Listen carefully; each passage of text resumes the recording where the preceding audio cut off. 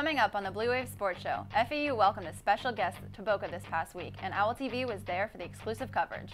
Plus, the men's soccer team battled nationally ranked Old Dominion on Saturday. Also, the football team prepares for the Battle of the Nest this week as they face off against the Rice Owls. All that and more on this episode of the Blue Wave Sports Show.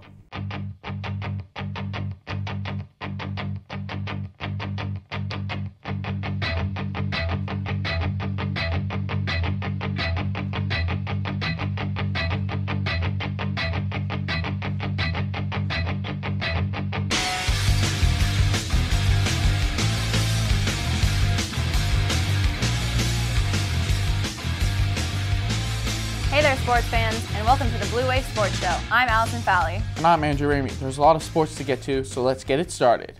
With the NBA season right around the corner, the Miami Heat are gearing up for a return to the playoffs in 2016.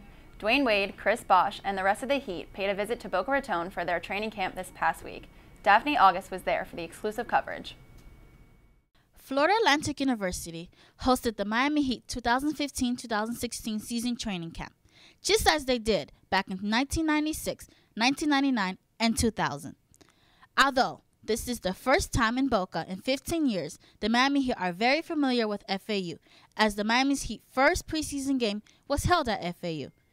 With several new additions to the team, most notably veteran Amari Stoudemire and rookie Justice Winslow, and the injuries that affected last year's success, the Heat spent this week building team chemistry. We got a lot of guys. I think on paper we're a better team right now. I think, I know what I can do. It's more of what can we do as a team. The whole training camp is really focusing on how good we could be together. I think a lot of us know what we could do individually.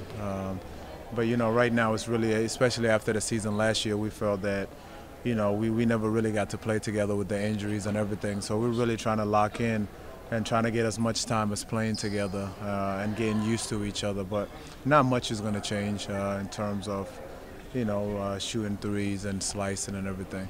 This training camp gave forward Chris Bosh the opportunity to see an old teammate, FAU's head basketball coach, Michael Curry. Man, my old vet's here, Michael Curry. I got to see him and talk to him. It's kind of weird. He was at practice today. I know it's weird for him, watching me in the capacity I'm in, because he remembers when I first came into the league. He had me under his wing when I was a 19-year-old rookie. So, I don't want to make him feel old, but he's getting older. So.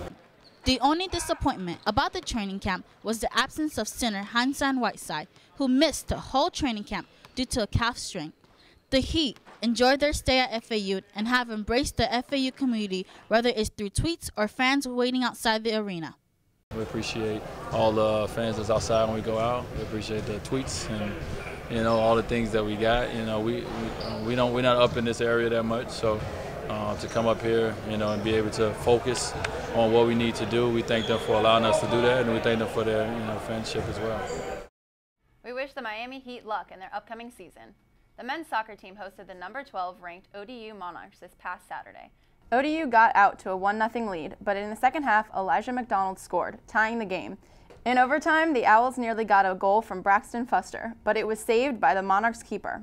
ODU scored the winning goal in the second overtime, beating FAU and extending their winless streak to 9 games. FAU will travel to Columbia, South Carolina to face the Gamecocks in conference play. The FAU women's volleyball team returned home for the first time since August, hosting conference opponent UTEP on Friday.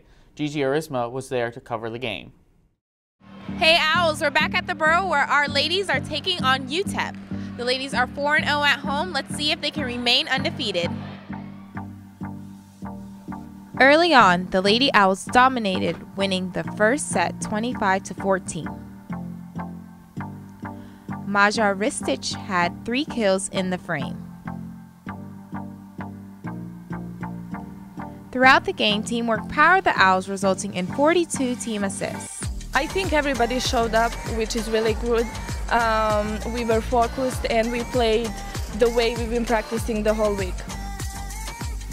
FAU took control once again, finishing the set 25-13, going up 2-0. In the final set, the score was close early on, with the Miners down by just 1 point halfway through. However, a 12-2 run put the match away, ending with a block by Brittany Brown to seal the victory for the Lady Owls. Wow, what a great game by our Lady Owls against UTEP. They improved their record to 10-6 overall and 2-2 in conference play. Up next, Marshall. Following their victory, the Lady Owls hosted Marshall. FAU swept the Thundering Herd 3-0. The Lady Owls will continue their conference play as they host Charlotte on Sunday. The FAU football team had a bye this past week. They will host Rice on Saturday in their first conference home game of the season. Here's Daphne August for a preview of the upcoming game. Here at FAU football practice field, the Owls are preparing for a conference matchup against Rice.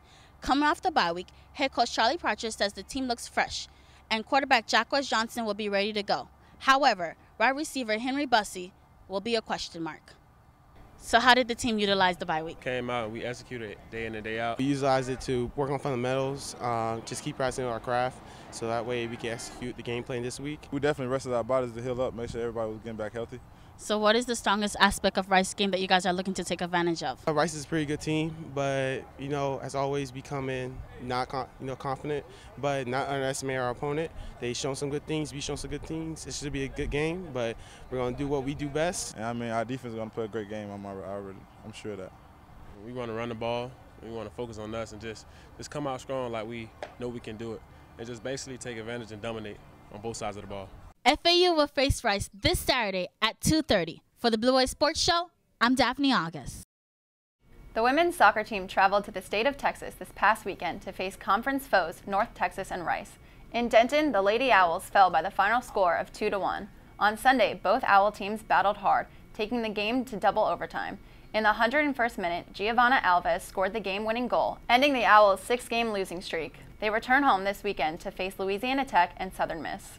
That's all for this portion of Blue Wave. Make sure to like us on Facebook and follow us on Twitter and Instagram. The panel is up next, where we will discuss college football, the NFL, and more. Stay tuned.